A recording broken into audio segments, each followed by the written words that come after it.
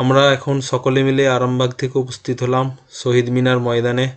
চলুন ভিতরে যাই। আমাদের মনের মধ্যে চেতনা জায়গায় আমাদেরকে অনুপ্রাণিত করে। আর এই বাংলার বুকে একদিন জেনে নিলেন নাম সকলে।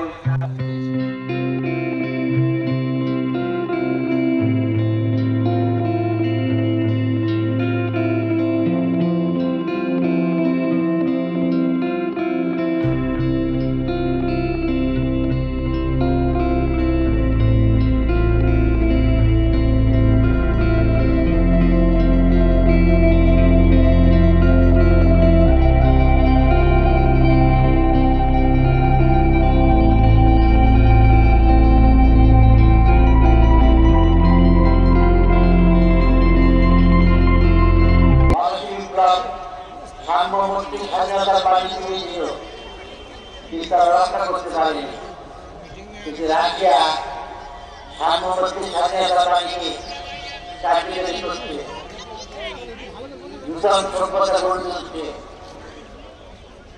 এই একটি দেশ হাজার হাজার বছরে ইতিহাসকে পাল্টাচ্ছে। রবীন্দ্রনাথ তো কমেই ছিলেন না, তিনি মানবতাবাদী ছিলেন, তিনি দিকে মুক্ত হয়েছিলেন।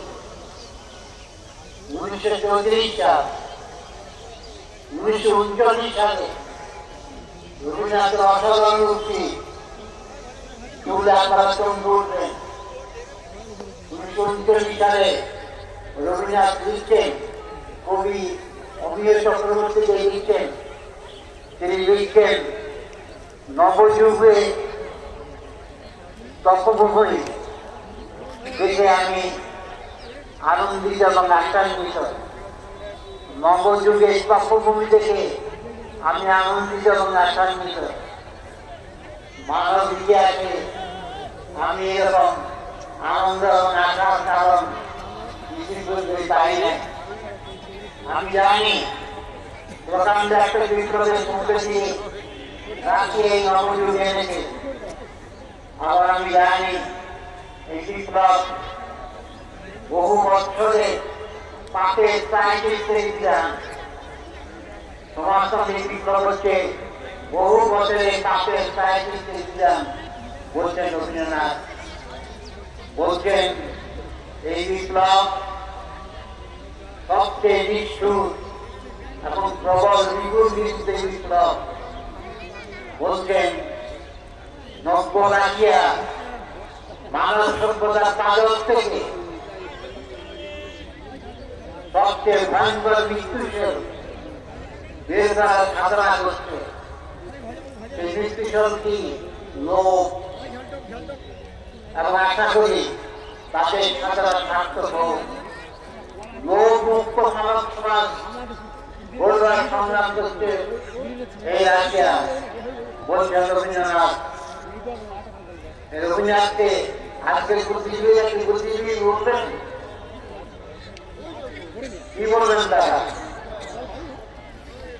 যুদ্ধ বেড়ে গেছে, নিজেও মানযুক্ত। রবীন্দ্রনাথ মৃত্যু সজ্জায় খাইত। বৈজ্ঞানিক প্রসন্ন মহালকে বিশ্বনাথ পাশে যেদিন অপারেশন হবে জিজ্ঞেস করছেন রাশিয়ার রেডার নিয়ে খবর কি? প্রসন্ন মহালকি বললেন তারা এগোচ্ছে। ওই মৃত্যু পথে যাচ্ছিল রবীন্দ্রনাথের মুখ হাসি উজ্জ্বল হয়ে গেল। বললেন ওরাই পাবে, ওরাই বিদ্যাকে পরাস্ত করতে পারবে। এই হচ্ছে রবীন্দ্রনাথ। তাকে আজকে বুদ্ধিজীবীরা কি বললেন?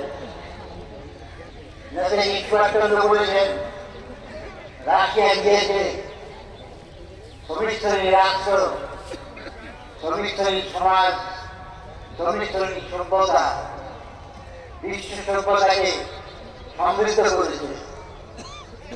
এই নেতাজি বলেছেন যেদিন বিদ্যালয়ে ফ্যাসিবাদের পতন হবে তখন এই কমিউনিজমের জয়যাত্রা হবে বিশ্বে। যখন নেতাজি আইনের বাহিনী পরাস্ত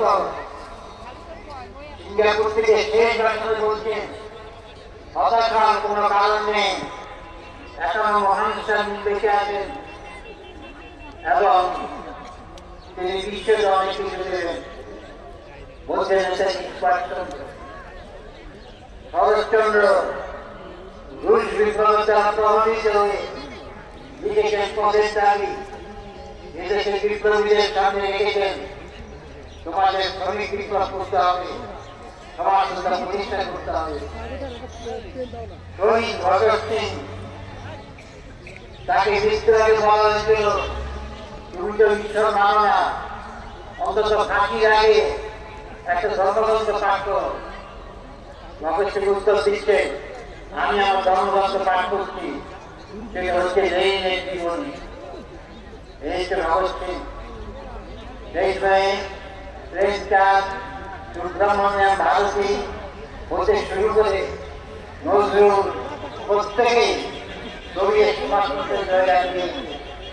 এমনকি যারা কমিউনিস্ট ছিল না, এমনকি যারা আপসকামী, গান্ধীজি, নেহরু, এরাও সোভিয়েত ইউনিয়নকে শ্রদ্ধা করতে তাদের লেখার মধ্যে পাওয়া যায়।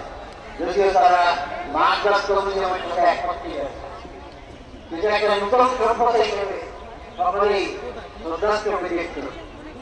আস্তে আস্তে তাদের বিপ্লবী সত্তা নষ্ট হয়ে গেল, মরে গেল এবং তারা মার্ক্সবাদ থেকে শিক্ষিত হল। মার্ক্সবাদের কথা বলত, কিন্তু মার্ক্সবাদের বিপ্লবী সত্তাকে তারা হত্যা করত। লেনিন বলছেন মার্ক্সবাদের ক্রুরধার তাকে তারা হত্যা করেছিল, মার্ক্সবাদের যে বিপ্লবী প্রাণ তাকে তারা হত্যা করেছে।